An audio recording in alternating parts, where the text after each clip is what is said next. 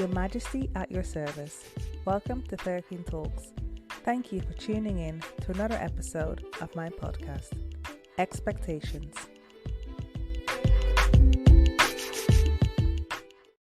Earlier this week, I had the pleasure to have a conversation with Carmel on my Tapping Into Your Greatness at F&B Radio talk show. And if any of you still haven't checked it out, it comes out every single Monday from 6 till 7 p.m. UK time. And if you aren't able to catch it live, you are able to catch it on YouTube.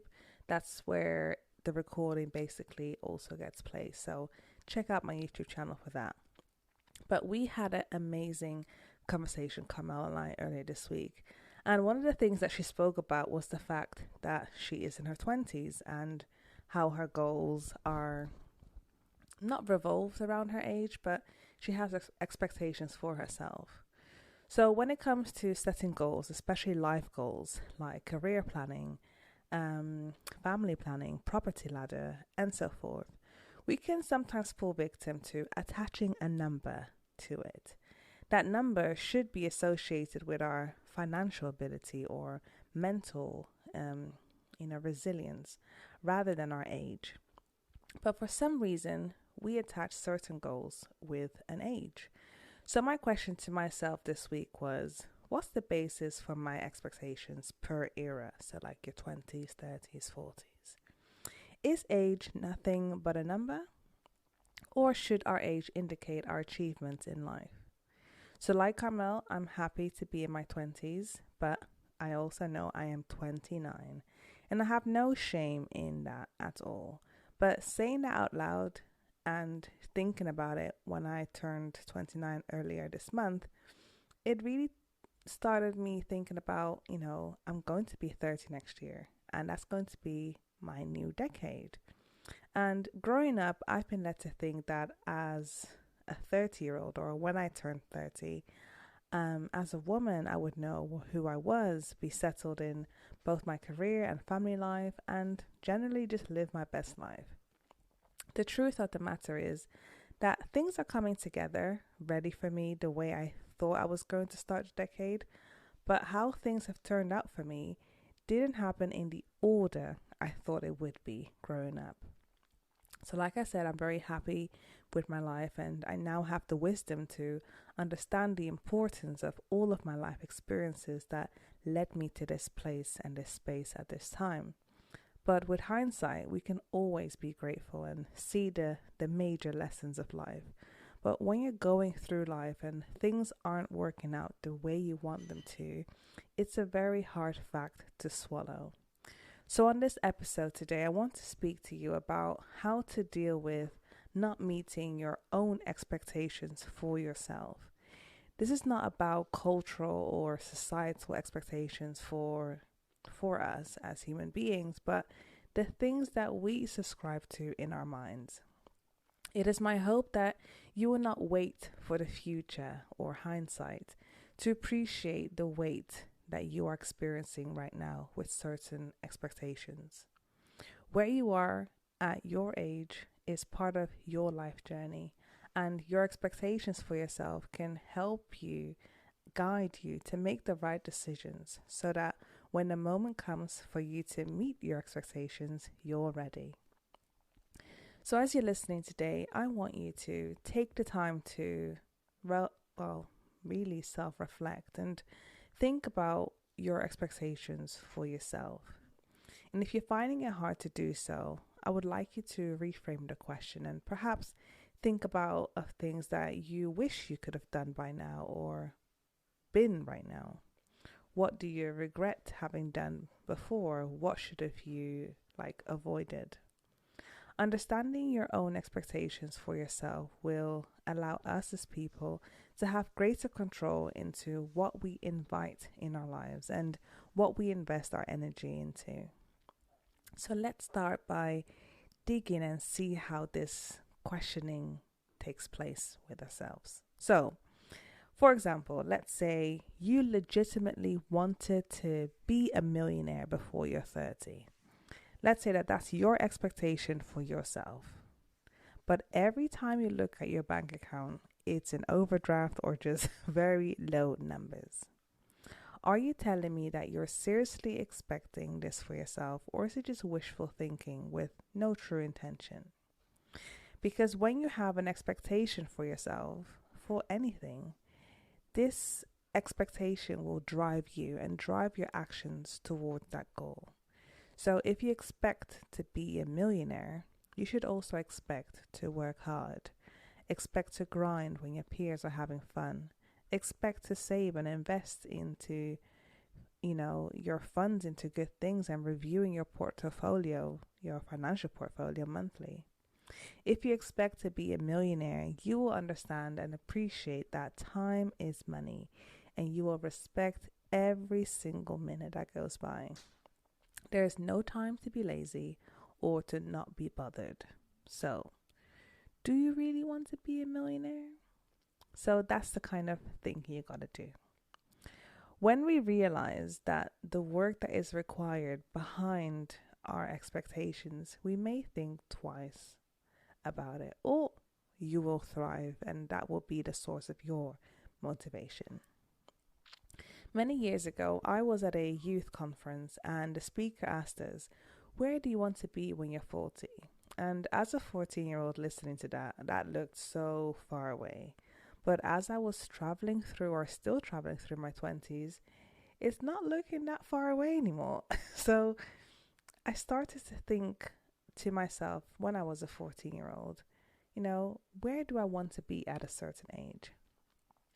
It hasn't been my experience that things didn't happen, or it has been my experience that things didn't happen at the age I wanted. But I've also come to understand that I wasn't mature enough to be able to handle the choice that would lead to that. So, as an example, I will share when I was 18, I was a very, very ambitious, career-driven student. And I was able to secure a really good internship. And this internship could have been it for me. I mean, it could have allowed me to work throughout my studies, do my placement year, then have my career there. It would have been a place to really grow and start my career.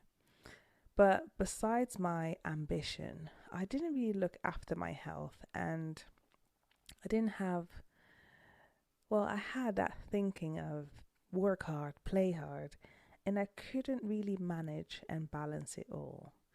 I was too immature to handle a step into my career at that young age when I was still busy doing everything and not really focusing on the most important things, or shall I say, long-term things. Needless to say, I expected to start my career after my bachelor's. That was my goal. But I was too occupied understanding my place in the world as a young woman who had just left home to pursue her future. Is it wrong to have expectations when you're a student? No, I think it's a good thing. But we also have to be mindful and be kind to ourselves to allow us to grow and mature so that we can live up to our own expectations. So at 18, when I had that opportunity, if I had given myself the time to, or expected to first find myself, I think it would have been a whole different story. It's also similar to when I think about my pre-marriage dating life. I've always expected myself, from when I was young, to be married at some point to a loving person with whom I could grow with, build a family with, share a home, share my faith, and again, live my best life.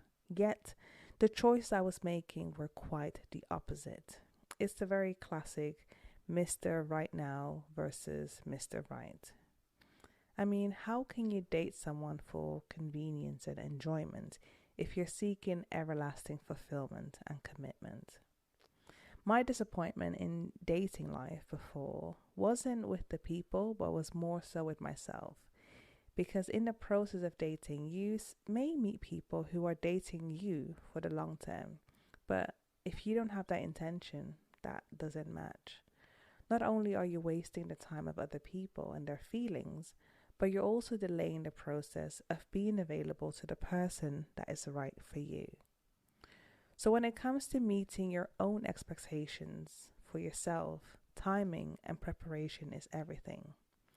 I got to a point in my life where I questioned about my future career and relationship.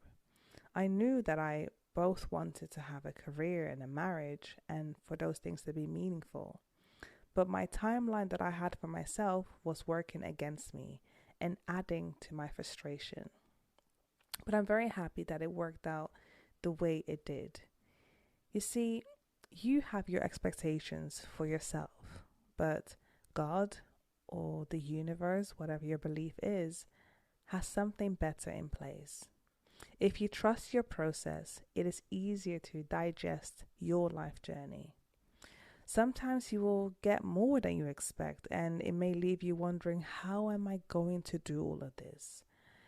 I recall when I got pregnant and knew I was going to have twins, in my heart of hearts, I knew and I was so grateful that I was starting a family.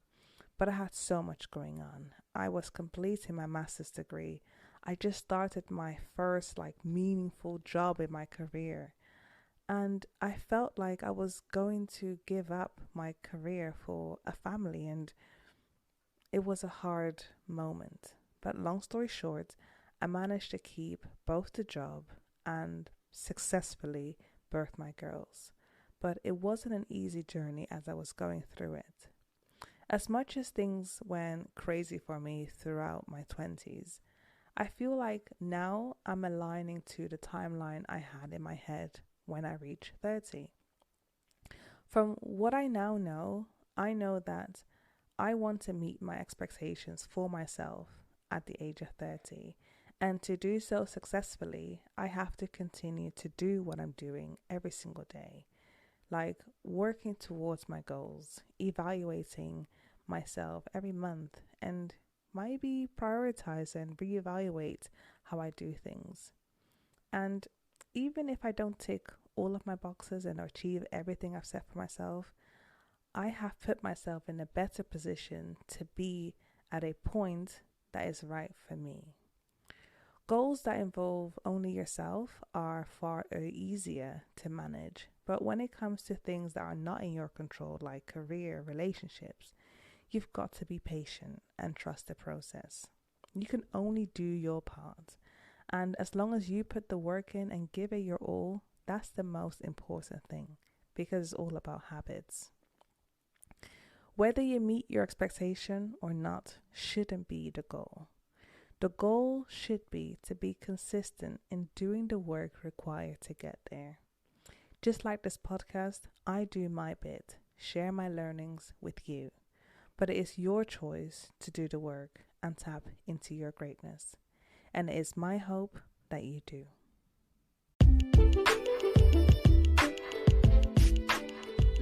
At the end of each episode, I address the queendom. Understand your expectations for yourself. Be willing to work towards your goals. Self-reflect on your actions and choices and see whether they reflect well on your expectations. Be ready when you do meet your expectations. And remember, where you are at your age is where you should be in your life journey. Thank you so much for listening to Fairy Queen Talks. See you next time.